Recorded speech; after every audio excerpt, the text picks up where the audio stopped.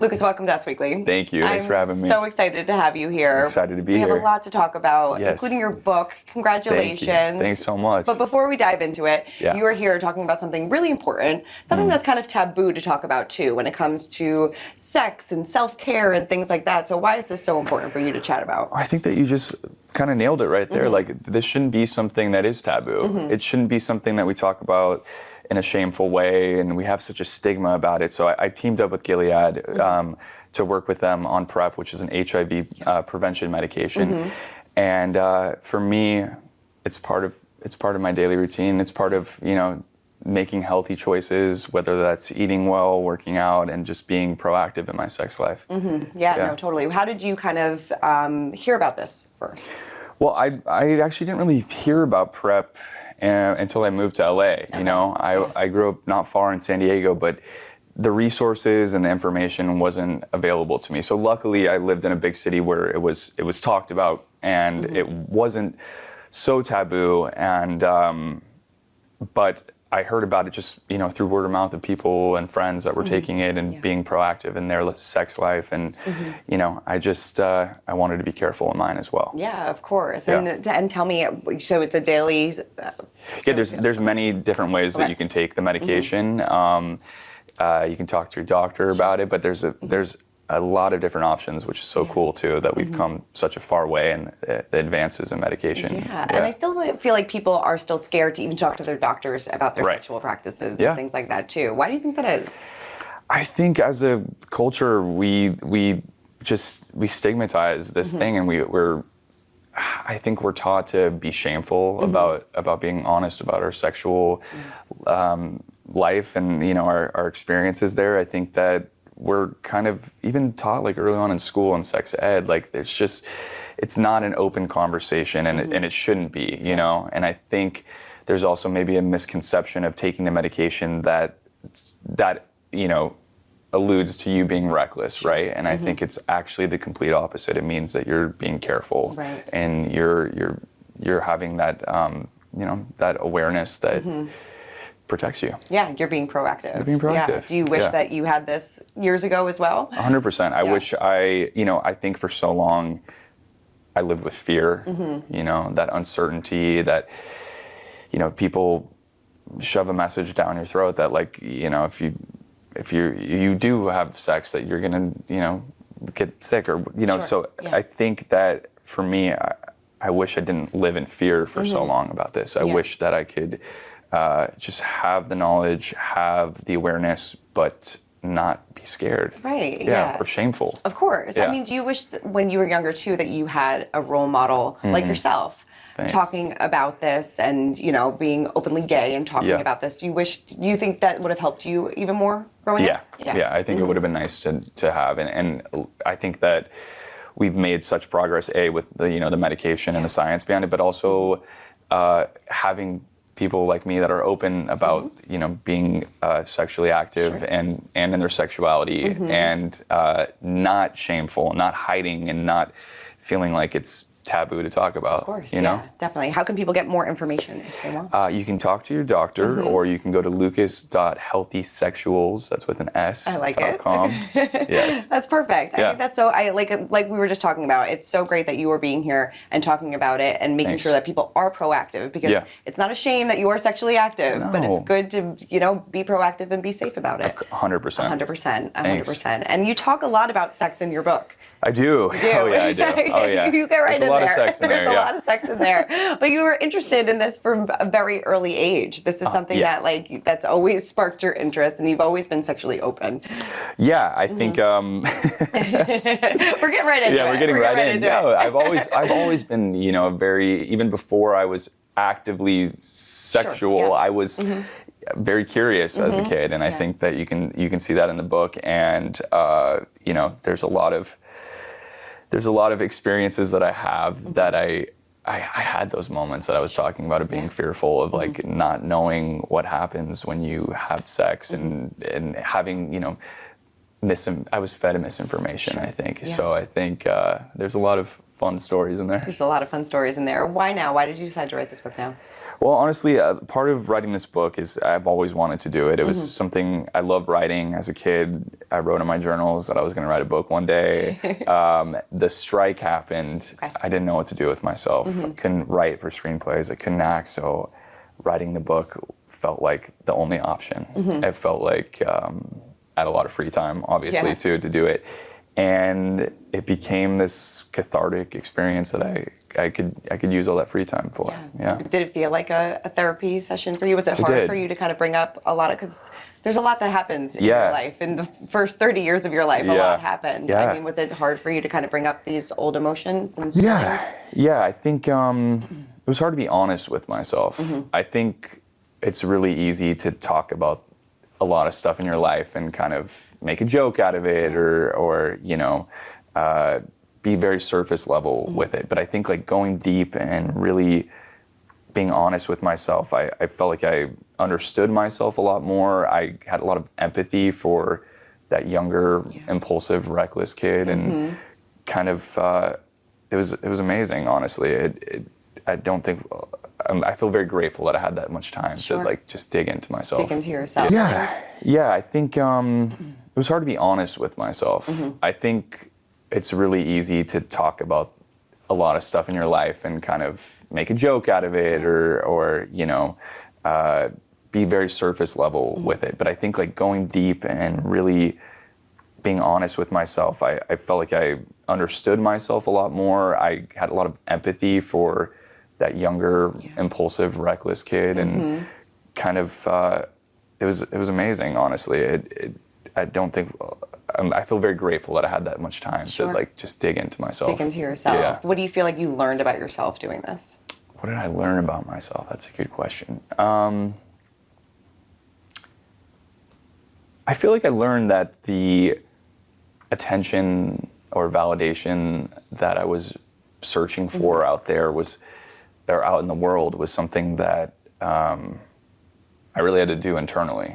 It was like, for so long I was looking for external, you know, praise and external validation and external love from other people. And I think ultimately the thing that was missing was being that audience or that champion for myself. And I learned that it's okay to want to be seen, and it's okay to want to be loved and validated, and it doesn't make us weird. I think we all can relate to that aspect of it.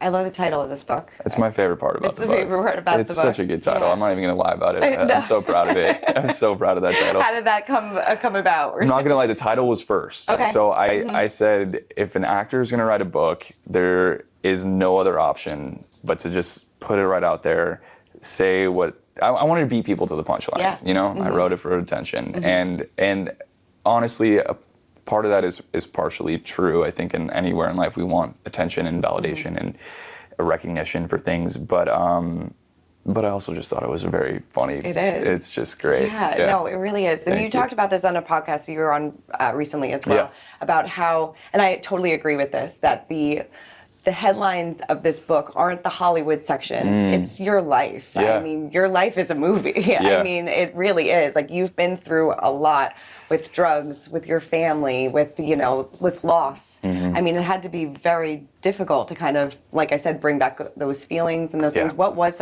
do you think, the most challenging part for you to write in this book? Ooh, the most challenging part? I think honestly, ownership of my part in it, you know? Like, where I had failed and where I had made mistakes and where I was, you know, I don't think anyone in this book is a villain or a hero, and I didn't want to make myself the victim or you know, like this heroic, perfect person. Like, I'm really flawed. I'm still figuring it out. I have made a ton of mistakes, but I also think that's more interesting. Like, I don't want to read about someone who has it all together. And, you know, I want to hear about someone who's figuring it out. So I think being honest with my downfalls and my shortcomings and where I could do some work was a little bit hard. But I'm into it now. Now I'm like, when people have critiques or when people want to tell me where I'm lacking as a friend, as a partner, as a family member. Like, tell me. You're here to listen. I'm here to listen now. Yeah, definitely. Yeah. You said that you are a self-proclaimed pathological liar. Yes. Yes. Yeah.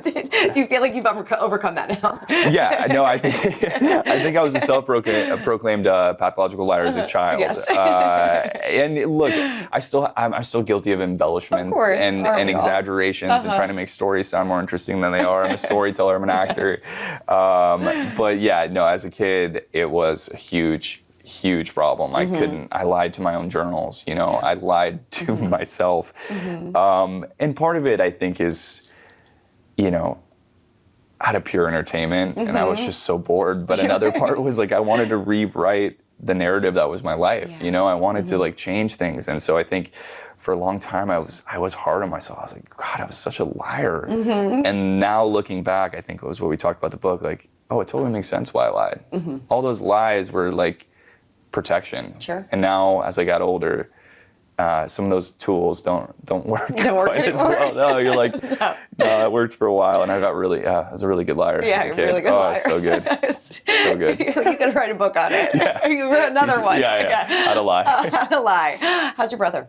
My brother's doing really good. That's good. He's doing really, really good. He's living in Oregon right now, and he's clean and working with kids, and just he's amazing. That's amazing. Yeah. How did he feel reading the book? Because there's a really hard moment in the book where you talk about seeing your brother do heroin and just what that kind of did to you. What was it like for him reading that? It was really hard. Yeah. Yeah. I think my brother and my mom probably the hardest part. Okay. In this, in reading this book, and I think for me it was really important to not make them feel like I have resentment for them, or like that there was anything that I was still holding on to, any pain, and if anything, I wanted them to know like how lucky I am to have them, how much love I had for them, and that we're all not perfect, and I wasn't perfect either. Like I had plenty of my own things, and I think we all kind of came together and could talk about all the guilt and pain that we had of like the versions of ourselves that we were that maybe weren't so great early on. Yeah. But yeah, that was probably to answer your question, really, that was one of the hardest parts to talk about and be honest about. Yeah, no, I'm sure reliving that moment is not easy. Yeah. And what about your mom? You said your mom read this book, and I know that you kind of gave her a heads up about a certain moment in this book as well, with you at camp. Yeah. And it was interesting that you said that this is something that you didn't even kind of come to terms with only a couple years ago, right? Oh, yeah. Yeah. Yeah, I think, as a mom, I feel like you don't want to feel like you failed your kids. You just want the best for them. And there were so many things that were out of her control, and you can only protect your kids so much. Yeah. And then, so for me, I really, oh God, it like killed me to hear her like so hurt about some of the things that had happened to us. But I mean, she was amazing. She took over as a father and a mother. Like she is a badass.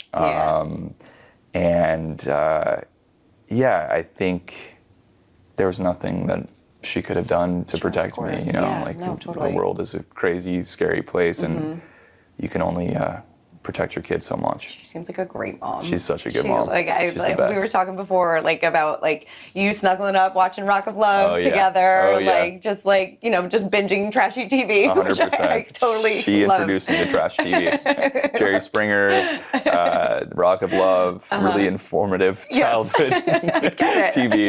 Yeah. If I was a mom in that stage too, I would have done the same thing. Yeah. No, it seems like the two of you have a really wonderful relationship. Yeah, we do. Yeah, that's so wonderful. So lucky to have such a good mom. You really are. Yeah. Do you have a relationship with your dad now? My dad and I's relationship is so fractured and complicated and messy, and I'll always love him as my father. As a person, I won't understand some of his choices, but it's like something that I'm talking about in the book too. With even like my mom's shortcomings, it's like the mom and the dad, they're the child too. They're just like big. They're in a grown-up body, but they're still those little kids like that make mistakes and don't make the best choices. There's no tool book or a guide to how to be a perfect parent. Yeah. And I can't even imagine. I don't know how I would do as a parent. I'm sure I would make a ton of mistakes too. So, I think even in this book, as much pain and as much angst as I had for my dad in earlier years, I could humanize him and see him as just a flawed person who made some mistakes. And it's a relationship that will forever be, we'll be working on. It's not perfect. Yeah, it's not perfect. No. I don't want to turn this into a therapy session, but do you go for it?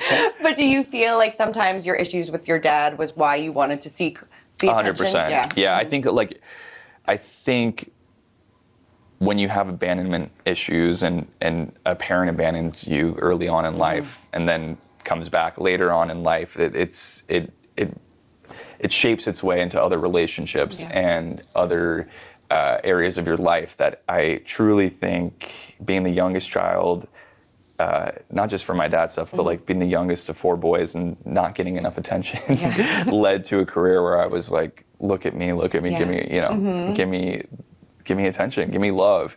But then also at the same time, the dichotomy and like the contradiction of the book is like, but also don't look at me, I'm scared. I want to run away. And no, totally. One another moment that really stood out for me in the book is when you get taken and going to this camp, and like as a mom, like it's just like broke my heart because I can't imagine like how scared you must have been in that moment, and just being there on your own. I'm like, I just want to give him a hug, kind of walk me through that and like what kind of that does to your psyche as well. God, those places. I mean, I don't understand why some of these facilities that are supposed to help people are doing the complete opposite and punishing people that need support. And it's not just that, it's like the rehabs that I talk about in the book that family members had gone to that were abusive and luckily now that we have people like Paris Hilton that have like so openly talked about these places and shed light on them, that I think they're diminishing and not as I think that there's still some problematic places, but not like what it once was. And as a kid to have that and to just completely lose trust in the people that you look up to protect you, it's like I don't want to say that. I can. It's a mind fuck, like it's just like your sense of safety is just completely shattered, and you can't trust the people in your life that are supposed to keep you safe. Like it's just, I think really furthered my belief that I was a troubled kid and that there was something wrong with me. It didn't make me feel like I was, it didn't help normalize that I was just going through a hard time. It made me feel worse. Sure. And I wanted to lean into that even more. Right, no, totally. And then like now, do you see on the flip side what your mom was trying to do, but that place just didn't do it? No, I don't. I don't blame parents. I don't know how you do it. Like it's like sometimes you just like make mistakes. You do. You don't know what's best for your kid. It's so true. I don't. I could totally, if I had me as a kid, I would not know what to do. What do I do with him? What do I do? So look, I get it. Parents are doing the best that they can. Sure, yeah.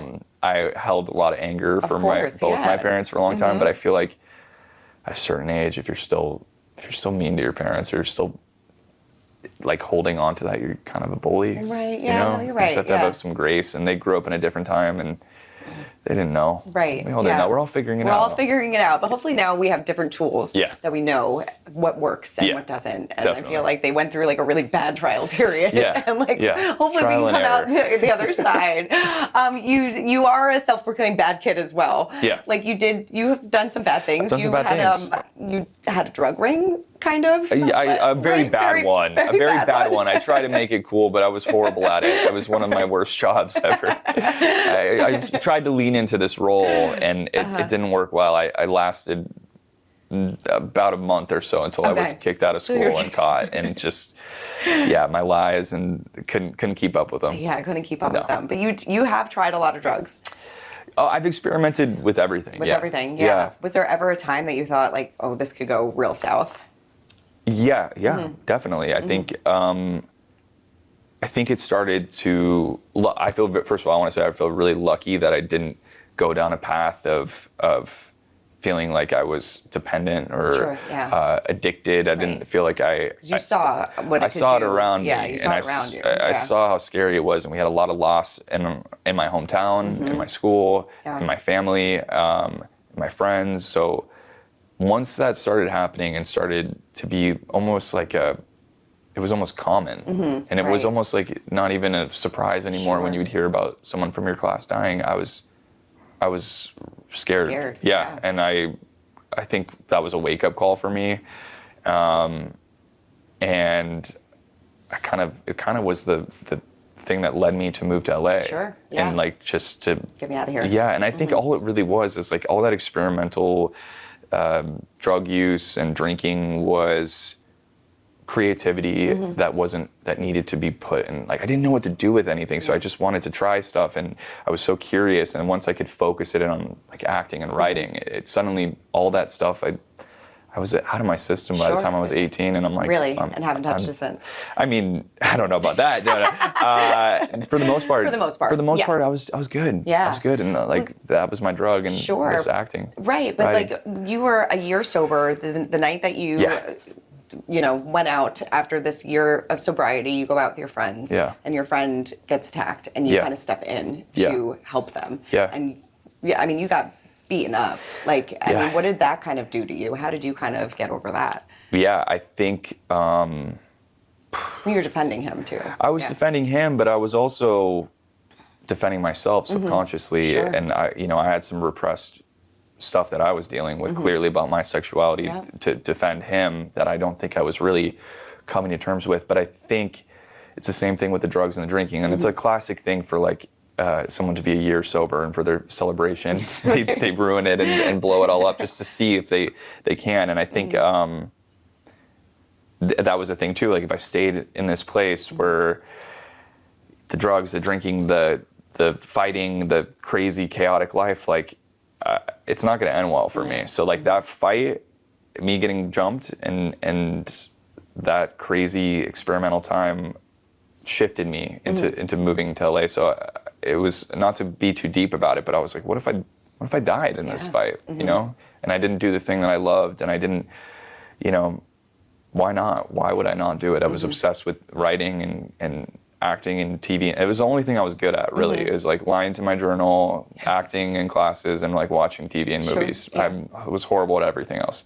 So why not just try it and do the thing? Why not just try it? Yeah. But the lying paid off, because like you did whatever it took to get these jobs and to get these roles. I mean, you lied to a talent agent in New Orleans to get this role, and it paid off. Like you were very creative. Lying can be good, guys. Lying can be good if you do it the right way. If you do it the right way, yeah. I mean, it's like how that like impulsive, brash, maybe fib-telling kid transferred into LA, and how that transition was maybe useful. And I'm not saying it's a good thing to maybe lie, but that part of myself that I was talking about earlier, that was I was so hard on him for doing that. But I'm like, you know what? I was just doing what I had to do to get by, and thank God I did. And ultimately, if I didn't fib to a talent agent in Louisiana about living there and being a resident, maybe my whole life wouldn't have changed. It would have shifted. Yeah. Right. And that kind of led you to Euphoria. Yeah. And, getting punched in the face by Jacob,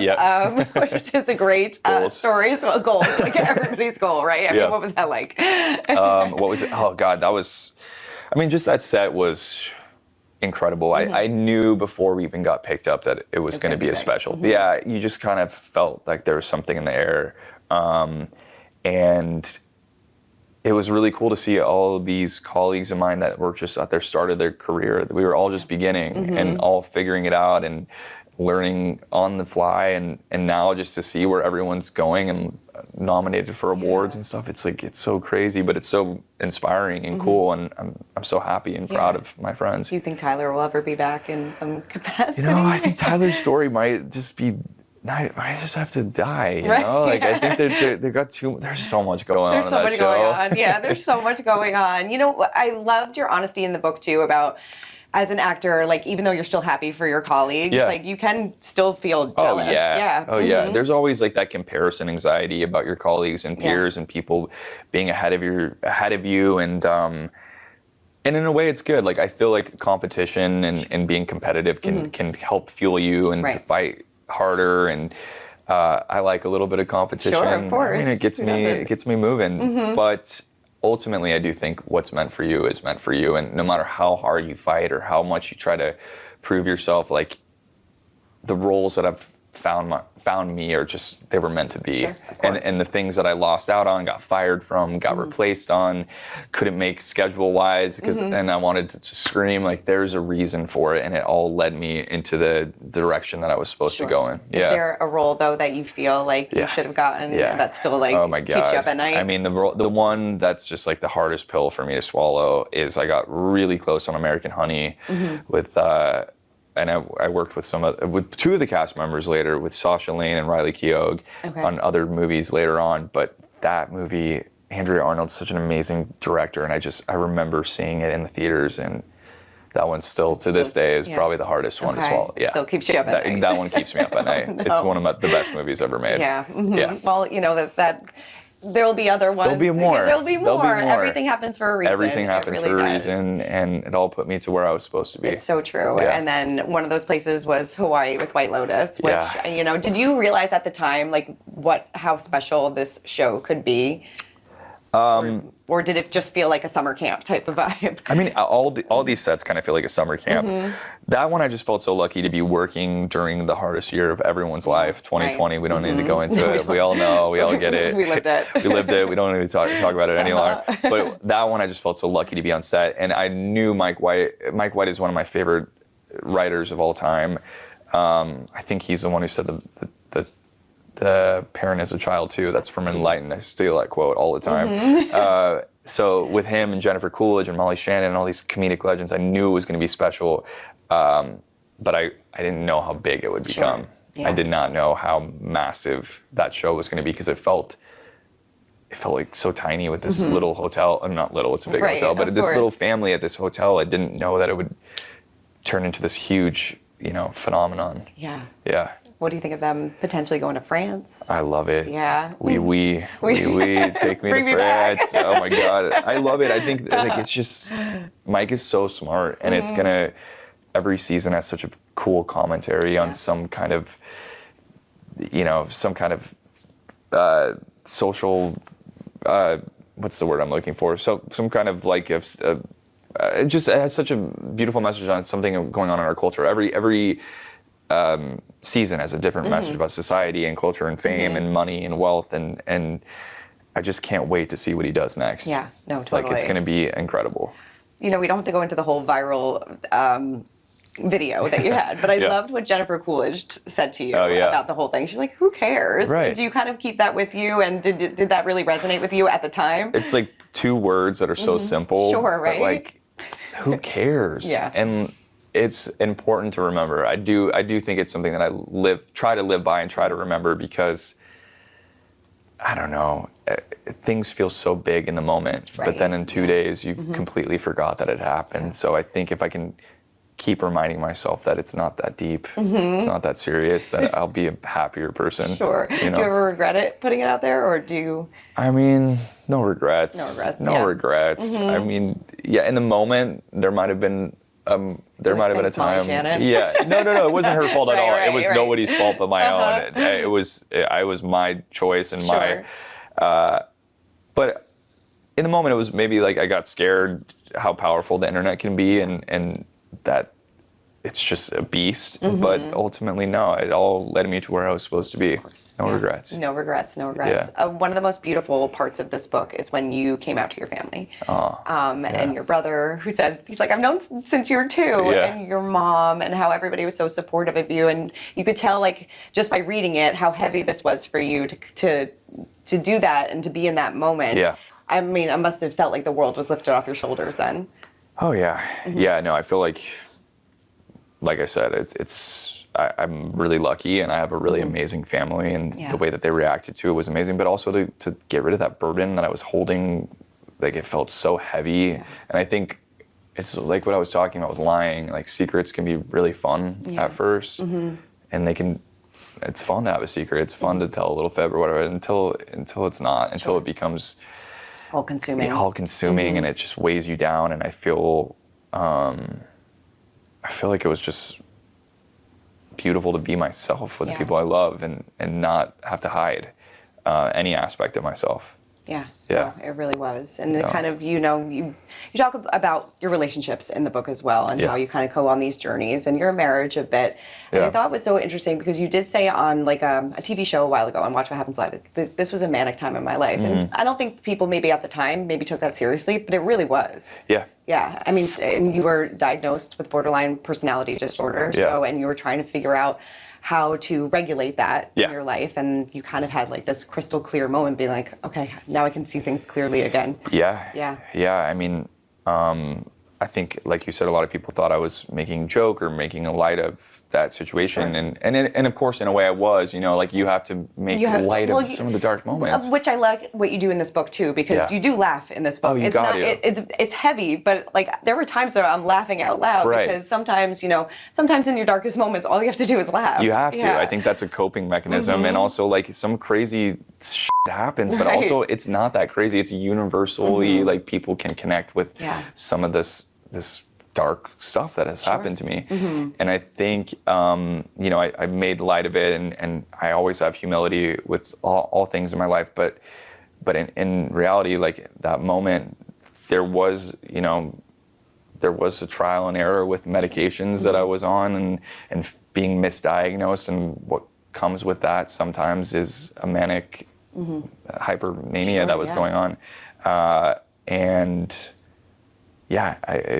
It was a very impulsive, crazy time, but suddenly when I put things into perspective and I got on the right dosage and I got my mind clear, it just made sense that I made some of the decisions that I made, and they weren't great, but like I said earlier, like no regrets, because maybe I wouldn't have figured it out. Sure, no, that's so true. I wouldn't have gotten the right, the right thing. No, totally. But I love that you write that.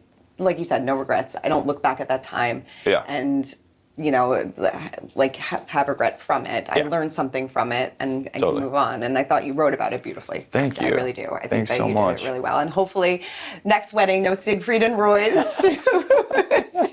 and no marriage on the Kardashians, right? Yeah, maybe we'll keep it a little more low-key, the second marriage. Hopefully you get your Rock of Love goth wedding that you need. The Rock of Love goth wedding. Thank you for remembering. Of course. It's the little details. You'll be there. I will 100% be there. Do you find that it's hard to date now, or do you want to keep things more private? Yeah, I think I don't think everything should be such a exhibition for the world. I think some things should be kept for you and to be a little bit more personal. And I just think there's some things should be sacred, and of course. And that's okay that I wasn't, and I was very in people's faces in my last relationship, and maybe for the next one we'll just keep it a little more quiet. Low key. Yeah. Was there anything in this book that you wanted to include and you just couldn't because there's so much? Oh my God, there's so much. There's just, it's so hard to narrow things down, and things had to get cut. You had to kill your darlings. You had to, tell a cohesive story and keep things moving. But yeah, there's a lot of stuff. There's a lot of stuff with my grandma that I wish I could have, I love her so much. Seems like such a light. I miss her so much. It was such a light. Yeah. But, that's why you have editors and have people tell you, you gotta keep it moving. But there's some stuff I wish. We got part two. We got part two. You're only 30. Yeah, I can edit another book every couple of years. Every couple of years. Totally. I mean, when people read this book, what do you want them to take away from it? When they, close the final chapter, what do you want to sit with them? I want them to feel, hopefully I want them to be entertained. Yeah. I want them to go on a wild ride. I want them to get lost, but I also want them to feel seen in moments. I think that the things that I connect with memoirs or autobiographies or people that lives seem very similar to me or very far away is in their shortcomings, in their areas where they failed and picked themselves back up again. And that's where I connect to the most. So I want people hopefully to connect with those parts of it and see themselves in it. But also I just want them to laugh. Totally. Because I think it's funny. I think the book is funny, and I want people, we need more laughter right now. What's the part that still makes you laugh? Okay, there's one line in this book that I make a metaphor about a Nantucket stripper in the heat of summer or something, and taffy. I forget what the thing I even came up with, but I remember doing the Audible and thinking, how did nobody clock this insane metaphor, and it's still in the book? It's still there. It's still there, and no one said anything. I almost wanted to change it in the Audible, and I was like, you know what? It's so crazy. Yeah. We got to keep it, and it made me laugh so hard, but I'm sure people will absolutely come for that insane metaphor. Totally, yes. Forgive me if I'm wrong, but have you met Britney yet? Britney Spears, because you were such a... Oh my God, no. Okay. I would do anything to meet Britney. You gotta make it happen. I love her. I've always loved her. Sure, I'll always be rooting for her. Before Jeffrey Crocker, I was saying leave Britney alone, protect Britney at all costs. I would do anything to meet her. Anything. I mean, like you were singing Lucky in your bathtub when you were younger. She formed my youth. Truly. No, she's everything. I connected with her so hard. You end the book saying, I put my phone down. Have you done that? No. No. I mean, who can, I mean, right? I do less. Yes. But, I mean, we are so addicted to our phones. Yeah. And we get lost in those negative comments. And I know that you kind of dealt with that a lot. Oh, I was fueling this dark part of my brain that looked for that negativity online. Now I pick up my phone and I try not to look for it. I don't actively search for bad things about myself to fuel whatever dark part of me wanted that. Now I just try to be on it as little as possible, but I'm still guilty of it, and we all are. But I hope with people reading this book, they'll pick up the book and put the phone down for a bit, take a break, read for an hour. It's not that long. It's an easy read. Yeah, you liked it. I loved it, and it's so, and especially in today's day and age when people aren't brutally honest anymore, and kind of censor things that they say. And I know you talked about this on the podcast too, and it made me think of you, appreciate the. I don't know what I'm trying to say, but like Charlie Sheen and how he was so honest and open about things and unapologetic. And I feel like you're unapologetic with this as well. 100%. And look, being an oversharer and being polarizing can turn people off and maybe put a bad taste in some people's mouths. But also for me, I think I feel so seen. I feel so validated when I listen to people like Charlie Sheen and his journey, and that's just who I am naturally. I can't keep this mouth shut. Which we love and appreciate. Yeah. I think it's so great. Thanks. I'm so excited for part 2. In a few years, because you got a lot of life to live. That's really hard to do to write a book. Oh my I'm God. Sure it is. You're like, I'm exhausted. I'm exhausted. Let's take like a decade, not a few years. A few years. Yeah. Lucas, thank you so much for coming by. I really appreciate it. I can't wait to see you and people we meet on vacation too. Was that a lot of fun? So much fun. Yeah, so much fun. It's an amazing movie. Yeah, it's going to be fantastic. It's going to be great. You're going to have to come back and chat more about it. Definitely. Yeah. Well, thank you so much. Congratulations on all your success and continued success. Thank you.